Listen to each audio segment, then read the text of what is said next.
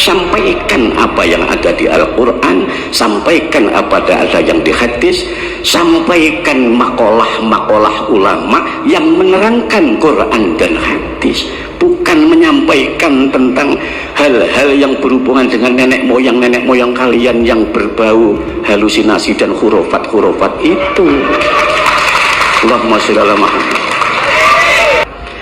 Kalian itu mutakhallijin, alumni pondok pesantren, yang minimal Anda itu ya Sabrawi ya khatam, naik ya Iqlal khatam, naik kemudian ya Awamil khatam, Imriti khatam, Alfiyah khatam.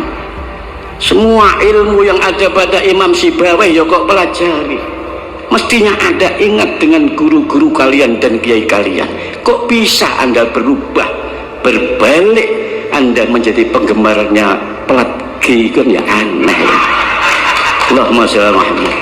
NU harus solid, NU harus jelas, karena banyak sekali mereka itu yang nyusup di NU. Apakah ini nanti saya nggak tahu ke depannya ini. Kalau kami sudah tahu, yang di bawah-bawah ini saya anggap anak-anak kecil itu nggak ngerti. Ada yang mereka ini ke depannya ini sangat membahayakan,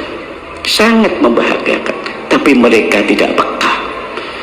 Mereka sekarang marah kalau dulu nggak boleh, nggak mau, katanya hubungan dengan kaum kita kalau menikah karena tidak ini dianggap zina. Mereka sekarang mulai bersembunyi pisanan dengan para kiai-kiai yang memiliki pondok-pondok pesantren besar. Mulai ada apa ini? Kalian tidak tahu. Ada, saya bersahabat banyak dengan kalangan plat G itu, saya banyak bersahabat. Di depan G itu baik, tapi di belakang saya ada murid-murid saya itu banyak, ribuan bahkan ratusan. Kalau mereka sudah mengikuti plat G ini menjadi tidak mau ngaji, malah gak gelem ngaji. Saya kalau ingat Ansor, saya ingat peristiwa Surabaya 10 November, karena latihannya Ansor untuk mengusir penjajah Belanda mau kembali lagi ke Surabaya dengan tewasnya Malabi.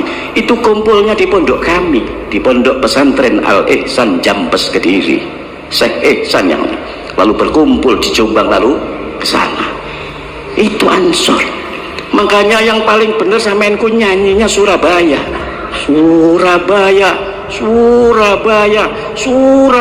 itu bukan Yatarim. Aneh kan kalian itu. Lagu yang benar Surabaya. Hubbi ahli baiti. Nah, ini yang sering saya sampaikan, yang harus dipahami, mengedukasi umat Islam supaya enggak salah paham. Hubbi ahli baiti, mencintai ahli bait. Ahli bait itu keluarga Nabi. Dalam hadis Bukhari ditanyakan, waman ahli baiti ya Rasulullah, siapa ahli bait itu ya Rasulullah? Rasulullah menjawab, Aliyun wa Fatimatu wa ibnahuma. Aliyun adalah Sayyidina Ali, wa Fatimatu dan Fatimah, wa ibnahuma dan kedua anak-anaknya. Siapa? Sayyidina Hasan dan Husain. Itulah ahlul bait yang harus Anda didikkan kepada anak-anak kalian supaya dicintai. Karena ahlul bait itu dawuhnya Al-Quran, innama yuridullahu liyudhiba ankumur rijza ahlal baiti wa yutahhirakum tathira. Disucikan dari hal-hal bayane minal khisdi, dari hasud, wal usbi dan ujub, wat takabburi dan takabur. Disucikan dari itu semua. Ya 5 orang itu ahli bait itu. Siapa?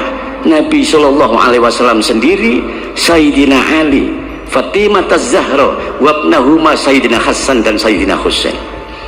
Bagaimana kalau sampean bertanya lalu, bagaimana itu? Seperti Sayyid Ali bin Zainal Abidin, seperti Sayyid Ja'far Shadiq, Sayyid Al-Bakir, Sayyid Ahmad bin Isa. Itu semua adalah dzurriyyah Nabi, keturunan Nabi, bukan ahlul bait. yang seperti Nabi dan 5 orang itu yang disucikan dari takabur, dari sifat-sifat yang tercela itu. Kalau yang disuruh Allah dari sifat-sifat yang tercela, ya cuma 5 orang itu. Itulah yang disebut ahlu bait. Tidak bisa Anda mengaku-ngaku saya ahli bait, saya ahli bait, nggak bisa. Ahli bait itu harus dijelaskan dengan sungguhnya bahwa yang disebut ahlu bait itu menurut hadis yang sahih di hadis Bukhari, yaitu Aliyun wa Fatimatu wa ibnahuma, Sayyidina Ali, Fatimah dan 2 anaknya. Allahumma sholli Muhammad. Dan ini harus dipahami, tidak usah sakit hati. Kalau Anda memang tidak pernah tahu, nenggonku tak buka nih kitabe. Saya itu dari kecil sudah terkenal. Sampai melaku-melaku teng Banyuwangi, piye to toha kayak anak Mbah Yainan, orang akan mesti kenal. Wah, arek iku cilike bajingan niku.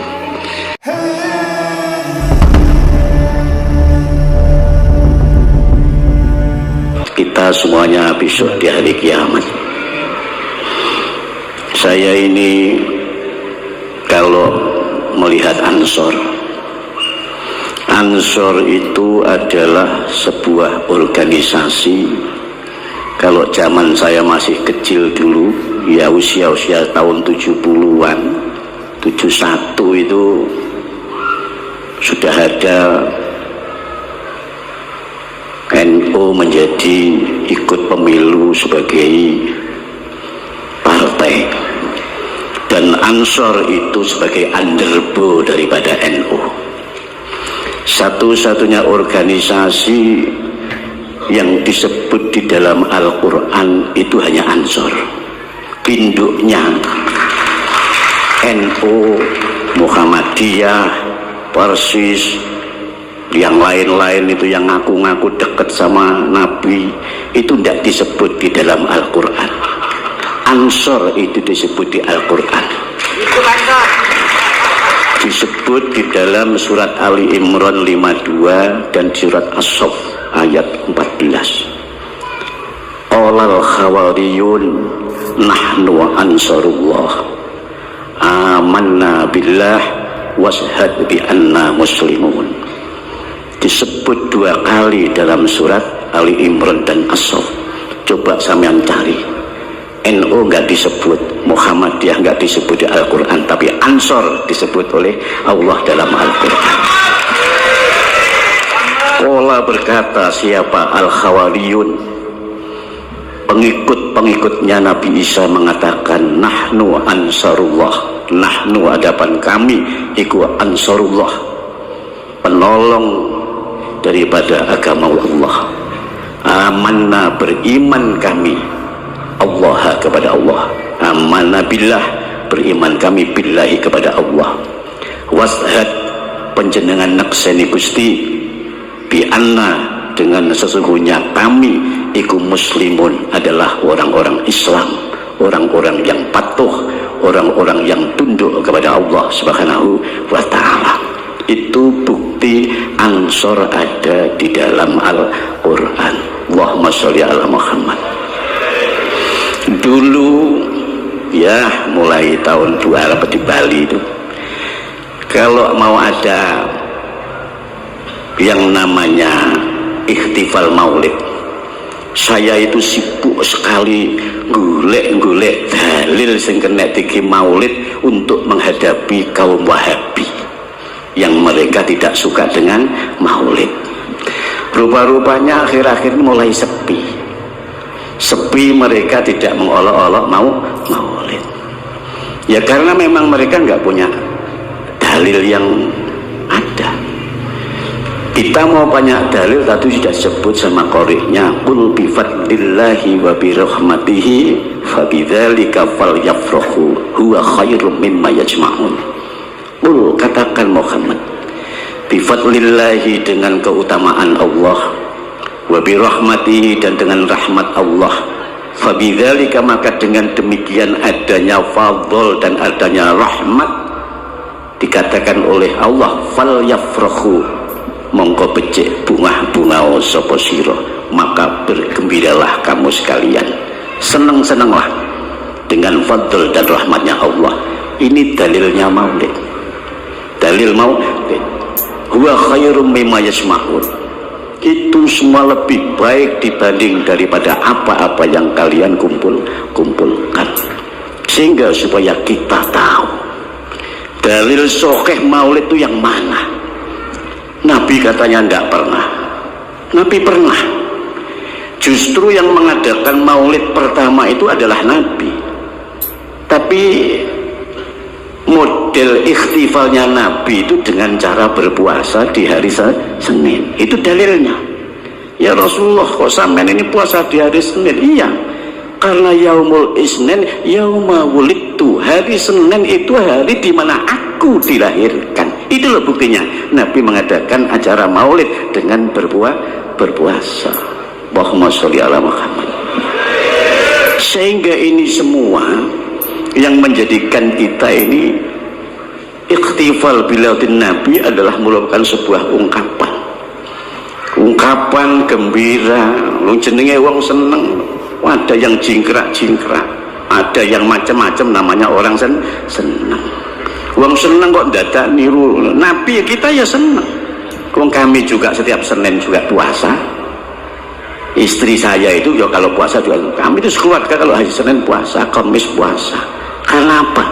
Ya tadi itu, karena Nabi mengatakan hari Senin itu adalah hari aku dilahirkan. Kalau hari Kamis itu adalah di mana hari buku amalan catatan kalian dipelaporkan oleh malaikat juru catat Raqib dan Yatid kepada Allah Subhanahu wa taala. Saat kamu itu dilaporkan buku amalan catatanmu, kamu dalam keadaan puasa. Jangan sampai kamu itu dicatat catatanmu itu dilaporkan Allah, kamu dalam keadaan mampir di jalan Danau Tempe. Ya ruwet. Dalam keadaan puasa kamu dilaporkan. Allahumma sholli ala Muhammad. Tapi hal yang memprihatinkan saya ini sebenarnya ini tadi mau berangkat mau enggak, karena ada kabar katanya ceramah saya itu dicekal. Lewang toha ceramah kok dicekal. Karena apa? Ya karena saya menyangkut keprihatinan ini harus disampaikan. Umat Islam ini harus diedukasi, dididik dengan benar. Eksistensi Islam ini, Al-Quran disampaikan dengan benar, hadis disampaikan benar dengan sesuai dengan kitab yang ada. Katanya kita ini mau meniru mentauladi Nabi Muhammad SAW. Sampaikan apa yang ada di Al-Quran, sampaikan apa ada yang di hadis, sampaikan makalah-makalah ulama yang menerangkan Quran dan hadis, bukan menyampaikan tentang hal-hal yang berhubungan dengan nenek moyang kalian yang berbau halusinasi dan hurufat itu. Allahumma sholli ala Muhammad. Kalau yang disampaikan itu umat jadi bodoh. Kalian direndahkan tapi tidak merasa.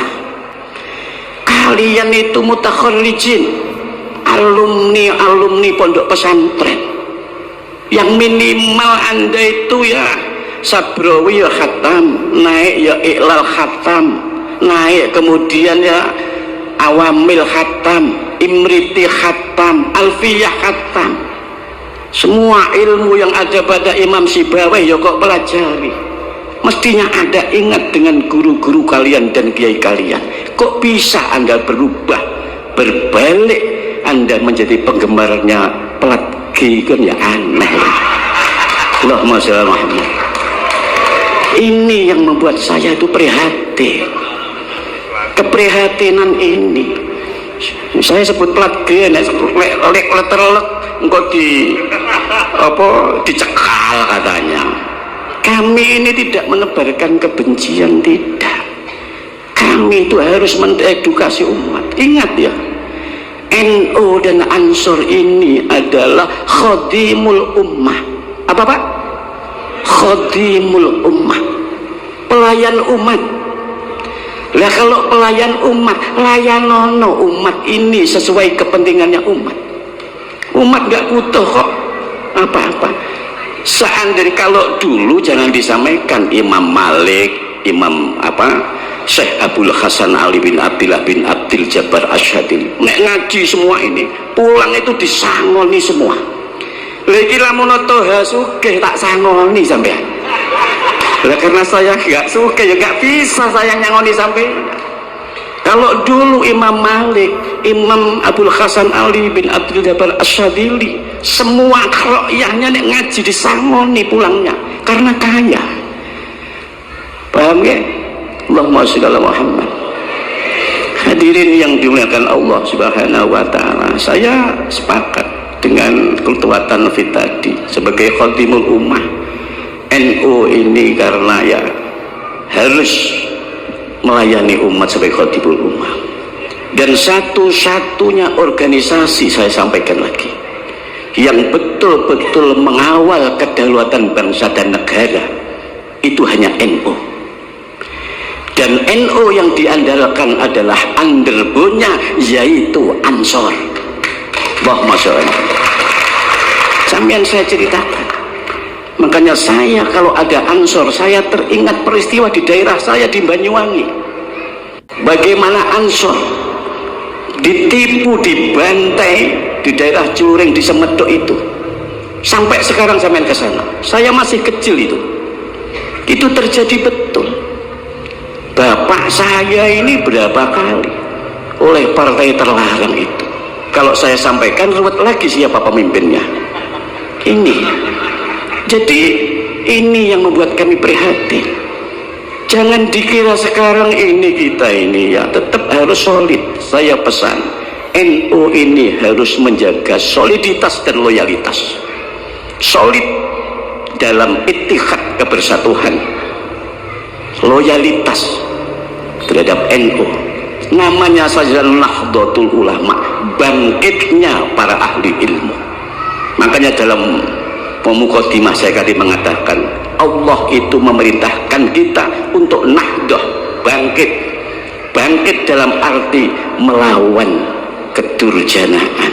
Makanya baginda Nabi diutus ini yukhrijuhum minad dhulumati ilan nur, untuk mengeluarkan umat ini dari kegelapan kebenaran. Yukhrijuhum minal bid'ati ila sunnah, supaya keluar mereka ini dari hal-hal yang bid'ah yang di situ tidak direkomendasi oleh ulama, ila sunnah, terhadap sunnahnya baginda Nabi Muhammad sallallahu alaihi wasallam. Allahumma sholli ala Muhammad. Lalu saya kalau Ansor itu mengingatkan bagaimana baginda Nabi mencontohkan hubungan antara kaum muhajirin, kaum pendatang, dengan kaum Ansor.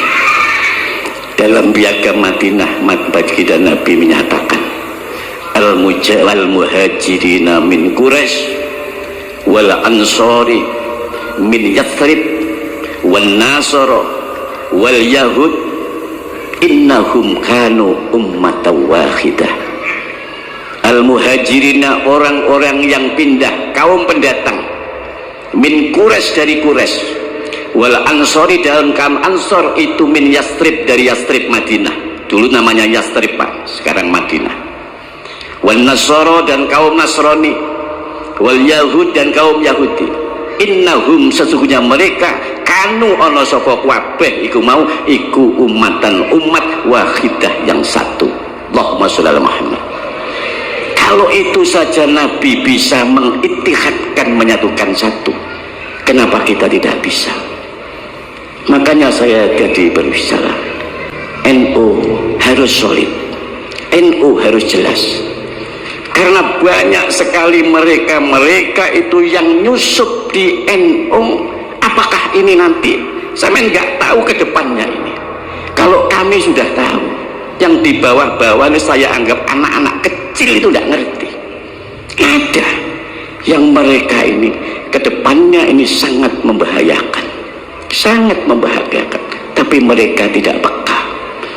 Mereka sekarang marah kalau dulu nggak boleh, nggak mau, katanya hubungan dengan kaum kita, kalau menikah karena tidak ini dianggap zina. Mereka sekarang mulai bersembunyi, pisanan dengan para kiai-kiai yang memiliki pondok-pondok pesantren besar. Mulai ada apa ini? Kalian tidak tahu.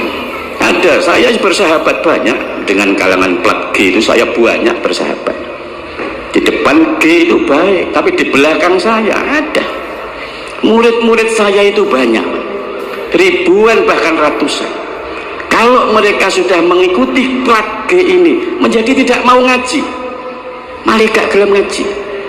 Apa alasannya? Ada yang mereka setelah saya selidiki satu mengaku, bahkan dikatakan Kang Samen sudah usah NU-NU-an, tidak usah Muhammadiyah, tapi Samen Islam yang umum, tapi direkrut oleh dia plat G tersebut. Apakah hal ini tidak menjadi prihatin? Prihatin. Kalian mungkin tidak bisa merasakan hal itu. Kami yang menjaga bagaimana kelangsungan Islam ahlu sunnah wal jamaah dia ke depan, ini sangat penting. Karena bagaimanapun juga yang nanti pada akhirnya yang akan menderita adalah orang-orang Islam. Negara ini yang menjadi target. Allahumma sholli ala Muhammad. Kenapa saya sekarang akhir-akhir ini sibuk? Bukan karena mengajarkan kebencian, tapi kami bermaksud mengedukasi supaya mereka tahu, mereka waspada. Dan terutama ya ada pengurus-pengurus NU yang menjadi penggemar mereka itu ada.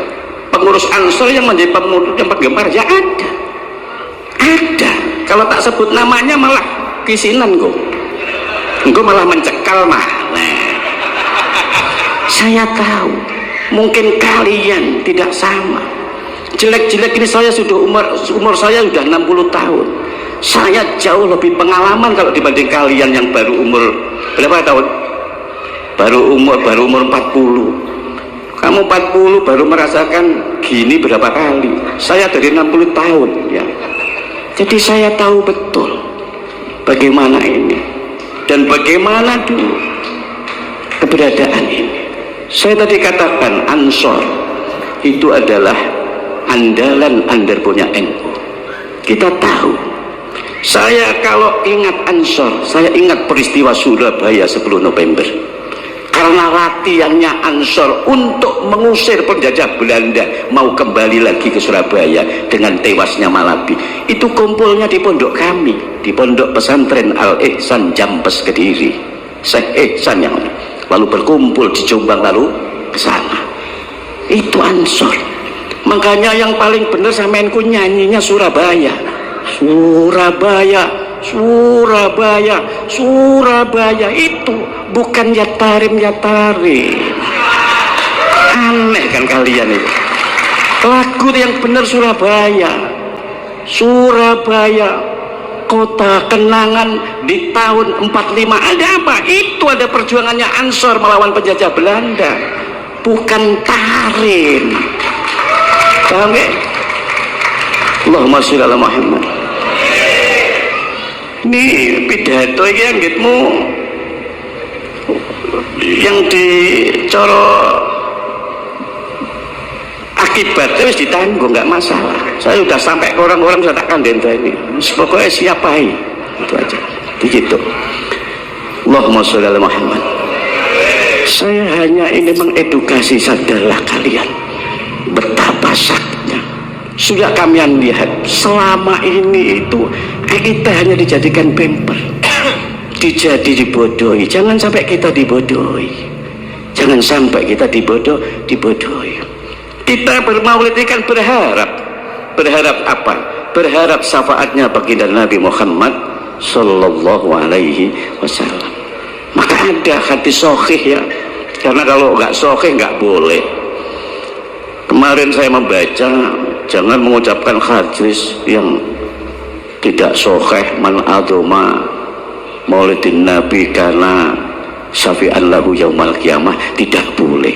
Padahal hadis itu bukan maudhu'.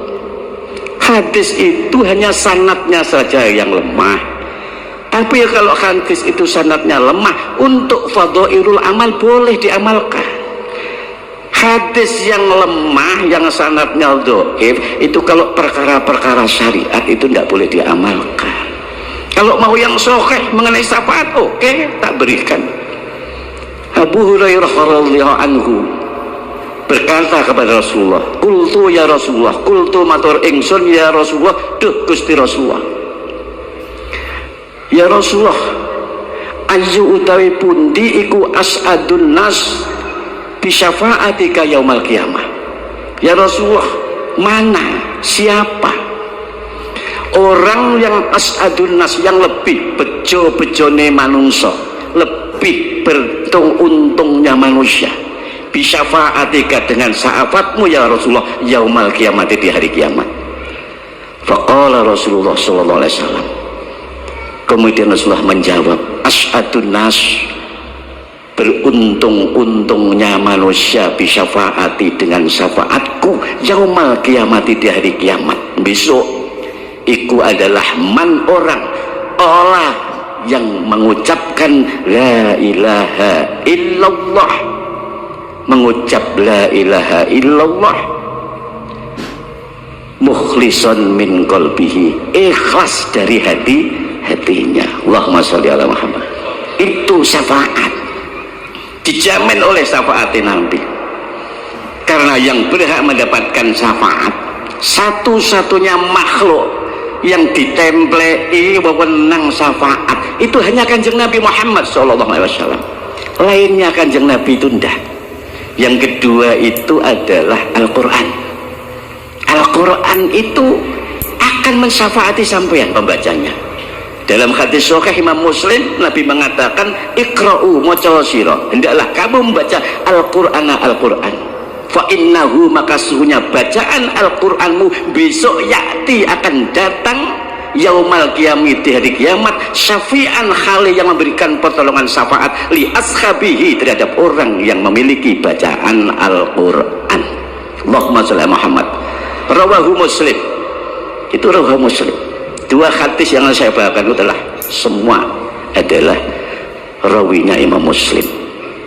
Itu. Yang kedua anak.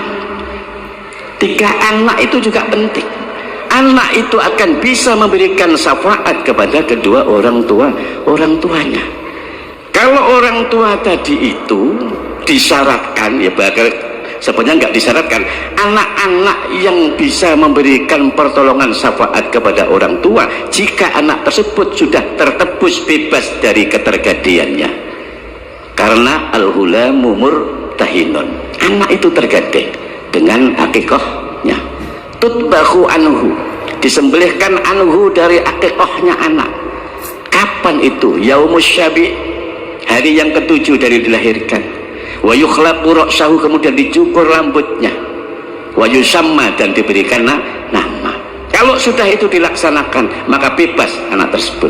Kalau anak itu bebas, maka anak itu akan bisa memberikan syafaat kepada kedua orang tuanya. Kalau enggak, dalam kitab Al-Iqna yang aja ada hanya NU, karena kalau di luar NU enggak gelem maca kitab iku.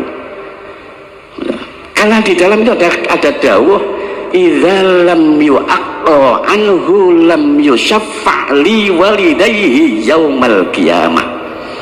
Idza lam yu'aqqa, ketika anak itu belum diakikoi, belum ditebus, maka anak tersebut lam yusyaffa, tidak akan bisa memberikan pertolongan, tidak akan bisa memberikan syafaat li walidayhi, kepada kedua orang tuanya yaumal qiyamati, di hari kiamat. Allahumma sholli ala Muhammad. Itu artinya seperti ini. Tiga syafaat itu yang penting. Hadirin yang dimuliakan Allah Subhanahu wa ta'ala.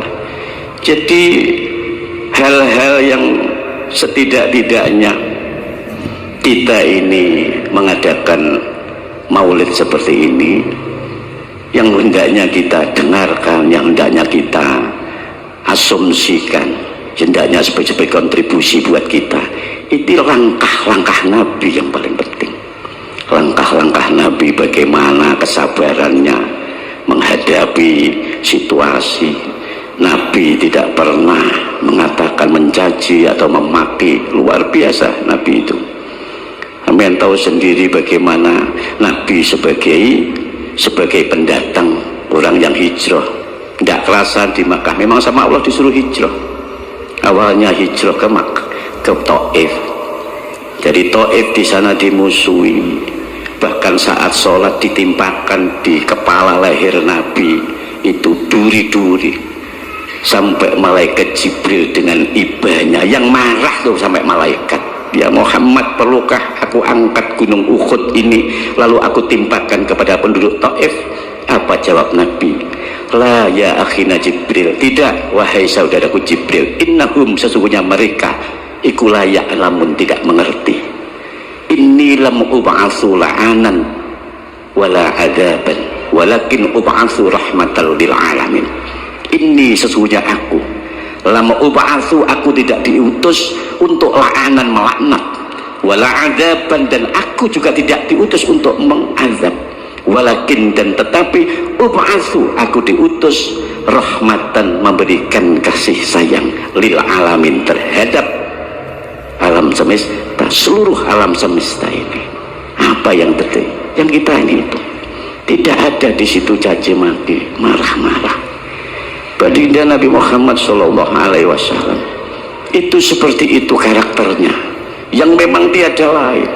Dan baginda Nabi sendiri itu adalah merupakan orang yang paling dicintai Allah, dan Nabi itu adalah orang yang paling mulia di alam semesta ini. Hadirin yang dimuliakan Allah Subhanahu wa ta'ala, pernah baginda Nabi itu mengajarkan kepada kita, generasi-generasi yang paling penting, didiklah anakmu dengan 3 perkara. Jadi kanjeng Nabi, didiklah anakmu 3 perkara. Apa itu 3 perkara? Yang pertama, didiklah anakmu dengan hubbi nabiyikum, cinta kepada nabi kamu sekalian. Jadi dawuhnya itu atibu auladakum bisalasi hisolid, didiklah anak-anakmu itu dengan 3 perkara. Yang pertama, didiklah anak itu hubbi nabiyikum, cinta kepada nabi kamu sekalian, cinta kepada baginda Nabi Muhammad SAW. Dengan gimana caranya? Mencintai Nabi itu adalah fi'lu awamirihi wajtinabu nawahi, dengan menjalankan apa-apa yang diperintah Allah dan menjauhi apa-apa yang telah dilarang oleh Allah. Dilarang maksiat, dilarang memakan hal-hal yang diharamkan Allah, itu ijtinab, minangka menjauhi dan menunjukkan sesungguhnya orang tersebut adalah mencintai Nabi.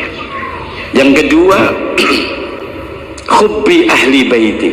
Nah, ini yang sering saya sampaikan, yang harus dipahami, mengedukasi umat Islam supaya enggak salah paham. Hubbi ahli baiti, mencintai ahli bait. Ahli bait itu keluarga Nabi. Dalam hadis Bukhari ditanyakan, waman ahli baiti ya Rasulullah, siapa ahli bait itu ya Rasulullah? Rasulullah menjawab, Aliyun wa Fatimatu wa ibnahuma. Aliyun adalah Sayyidina Ali, wa Fatimatu, dan Fatimah, wa ibnahuma, dan kedua anak-anaknya. Siapa?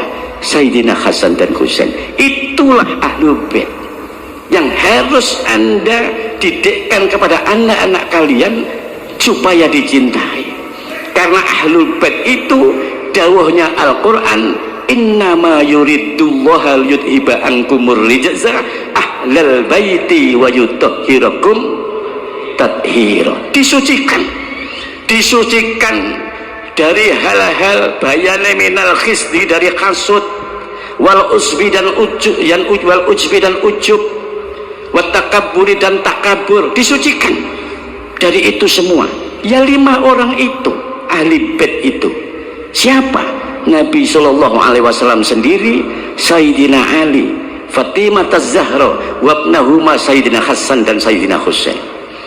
Bagaimana kalau sampean bertanya lalu, bagaimana itu? Seperti Sayyid Ali bin Zainal Abidin, seperti Sayyid Ja'far Shadiq, Sayyid Al-Bakir, Sayyid Ahmad bin Isa, itu semua adalah dzurriyyah Nabi, keturunan Nabi, bukan ahlul bait.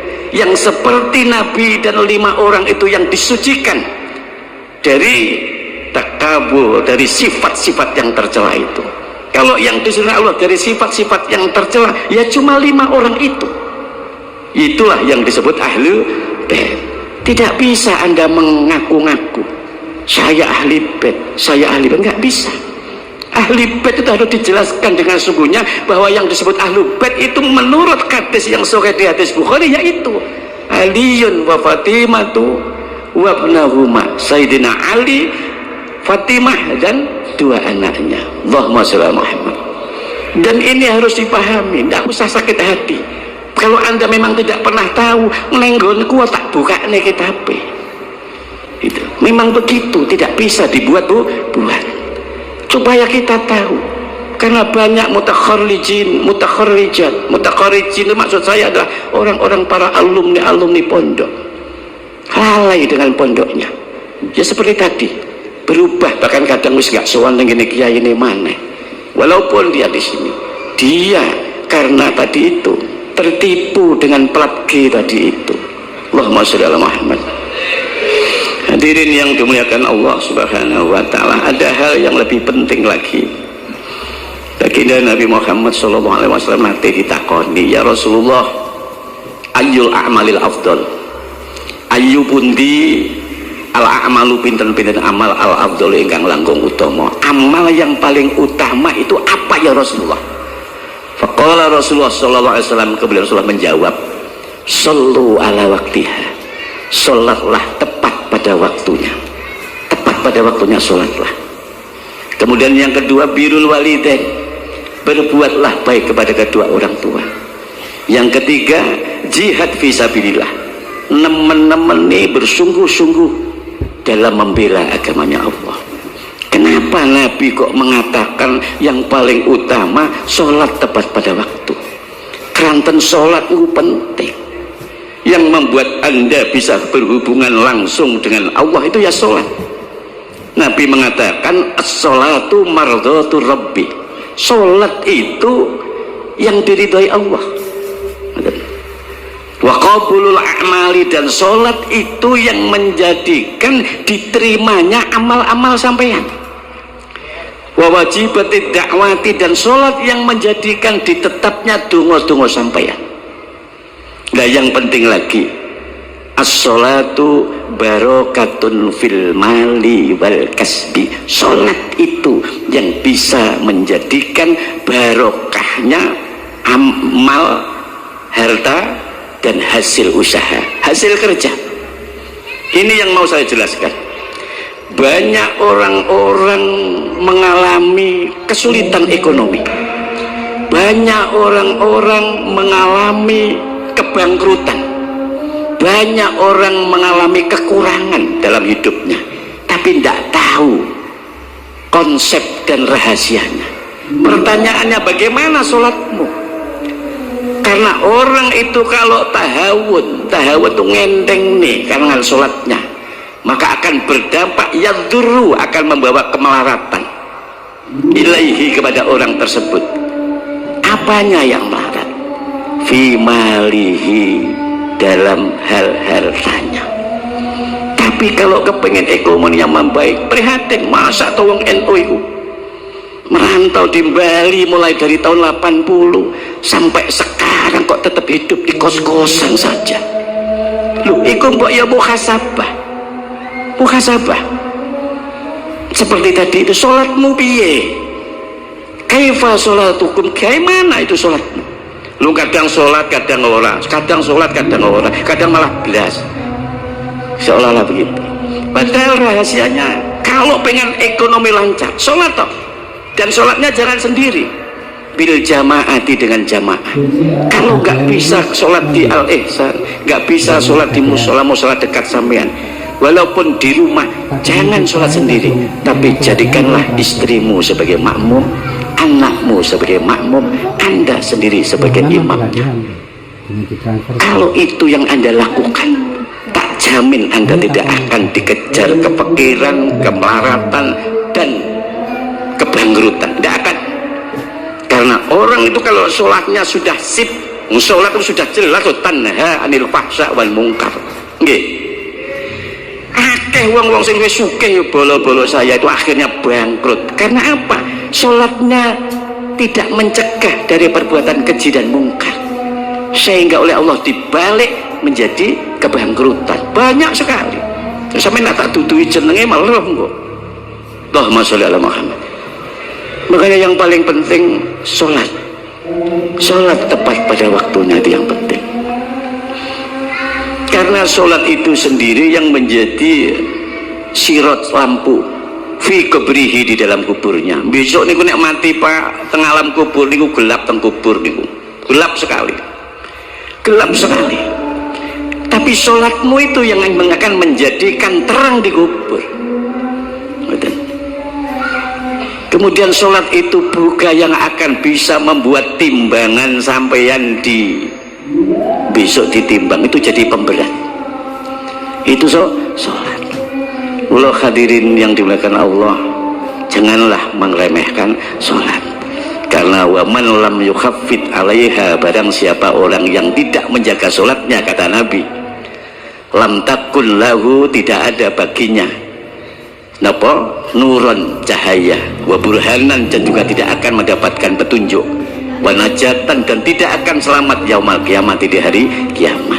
Tapi kalau orang selalu menjaga sholatnya, maka orang tersebut akan mendapatkan nur, cahaya, wa burhanan, dan akan mendapatkan petunjuk, wa najatan, dan akan selamat yaumal kiamat, di hari kiamat. Allahumma sholli ala Muhammad. Bisa dilanjut? Sebentar ya.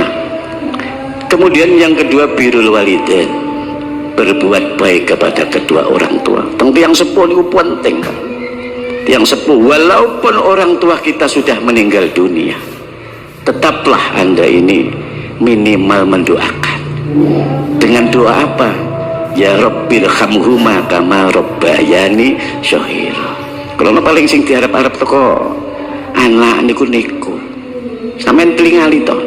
Idza matabnu adam ing qata'a amaluhu, le anak Adam niku meninggal putus amalnya, illa min salasin, kecuali 3 perkara. Sedaqatin jariyatin, sedekah jariyah. 1 meter keramik kok sedekah nih akan jalan sampai kiamat, aliran pahalanya. Kemudian au ilmin yuntafa'u bih, ilmu yang bermanfaat, terutama ilmu ngaji. Kemudian yang ketiga itu adalah waladin sholihin yada'ulah, anak yang soleh yang mau mendoakan kedua orang tua. Itu sing dintenteni. Allahumma sholli ala Muhammad. Hadirin yang dimuliakan Allah Subhanahu wa taala, tadi itu zikirnya dengan bismillahirrahmanirrahim. Sampeyan harus tahu juga. Sampeyan kalau kepengen tahu itu sing paling dekat itu kitabnya itu Tanqihul Qaul. Sing faslunnya, fasalnya berkaitan dengan bismillah. Saya sampeyan kula ceritakan. Allah itu menurunkan kitab dan suhufnya itu beratus-ratus sampai 114, ada yang mengatakan 141. Kemudian Allah ringkas 100 menjadi 4 kitab, yaitu Taurat, Zabur, Injil, dan Al-Quran. Dari 4 kitab itu Allah ringkas menjadi 1 Al-Quran. Dari Al-Quran itu Allah ringkas menjadi 1, yaitu suratul Fatihah. Surat Fatihah teringkas semuanya ini di dalam kalimat Bismillahirrahmanirrahim. Itu keterangan di dalam kitab Manahijul Imdad, sarahnya kitab Irsadul Ibad. Bismillahirrahmanirrahim, pusatnya adalah di titiknya huruf ba. Disitulah pusatnya. Kita semua dari Allah dan akan kembali kepada Allah Subhanahu wa ta'ala. Mudah-mudahan apa yang saya sampaikan ini bermanfaat. Saya tetap berharap Ansor ini supaya solid, supaya loyalitasnya tinggi, terutama kepada NU.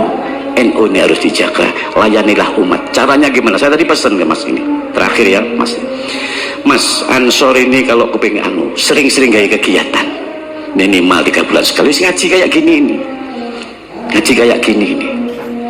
ngaji apalah judulnya gaya rejan-rejan lo bahasanya wong Jawa, sering-sering anaknya rejan itu rame-rame ya. Ikhtifal itu kan rejan. Yang namanya ikhtifal niku Pak enten makalah ndawaken seperti ini, al ihtifalu bil maulidis syarif la yahtaju bil hadis sahih bal yahtaju bi qalbin sahih. Ihtifal perayaan ngaji tidak membutuhkan hadis yang sahih, nggak butuh, tapi membutuhkan hati yang sahih, hati yang ikhlas, hati yang sahih. Itu yang penting. Saya itu sering ngajarkan ngaji sebenarnya apa tujuan saya itu supaya saya kok terkenal. Enggak, saya itu dari kecil sudah terkenal. Sampean mlaku-mlaku wis teng Banyuwangi piye to toha kayak anak Mbah Yainan, orang akan mesti kenal. Arek iku cilike bajingan niku. Terkenal saya dari kecil itu. Dari mulai tahun 68 wis terkenal. Sampai saya mahasiswa udah terkenal saya ini. Jadi gak perlu saya diterkenalkan, gak perlu, karena saya ditahu di hikam itu mengatakan la tuhibba an tu'rafa wa la tuhibba an la yu'rafa innaka mimman yuhibbu an la yu'rafa. Itu tak cekeli, aku gak pengen terkenal sehingga aneh kenalkan sampeyan niku. Tujuan saya istighosah apa ini supaya apa, supaya NU ini ajarannya tetap lestari, supaya NU ini tidak dirongrong oleh kelompok-kelompok yang lain. Itu tujuan saya. Makanya saya tidak pernah tidak melibatkan hal-hal yang berhubungan dengan Nahdlatul Ulama. Makanya saya ini wis kalau dari PW ini barang orang patek kira ini pengajian kadang ketuanya diundang muslimat barang ya ora teko ya ora apa-apa, wis aku wis sing teko ngono ae. Allahumma sholli Muhammad. Itulah yang bisa saya sampaikan, mudah-mudahan bermanfaat. Marilah kita bersama-sama berdoa. Al-hadiniyah wa niyatin sholihah. Al-Fatihah.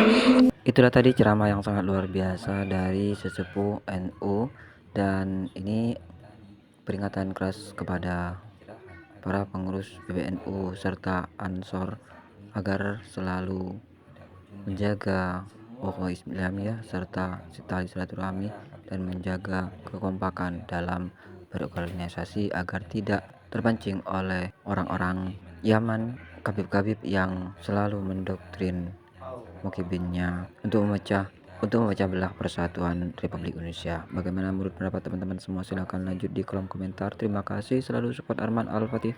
Kita jumpa lagi di video selanjutnya. Assalamualaikum warahmatullahi wabarakatuh.